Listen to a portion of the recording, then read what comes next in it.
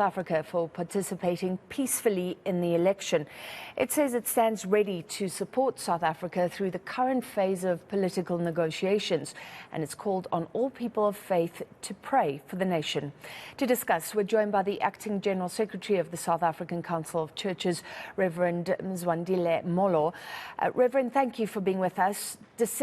Crucial decisions are currently being made. Are you praying for a good outcome? Good evening, Francis, and good evening to your viewers. Indeed, as South African Council of Churches, we want to start, Francis, by firstly expressing our condolences to the people who have died through the flash floods in the Eastern Cape, and we pray that God will heal those families. In relation to the election process, we are clearly praying, as we did before the elections, for the peaceful momentum to continue as we seek to move away from just the voting to the constitution of a government. We say that because we are really proud of South Africans who went out to vote with a certain level of patience, without violence, without intimidation.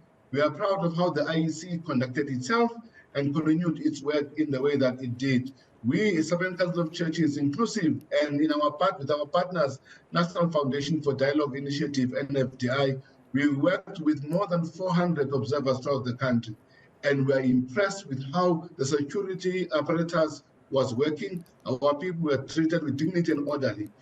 All of that then gives us a firm foundation, Francis, to build on. And the political leadership should take that spirit of the nation into their own negotiations so that when they negotiate, they put South Africa first. Is there any outcome from the coalition talks that you hope for? Do you have preferences? The reality is, Francis, we trust our politicians who have been entrusted by our people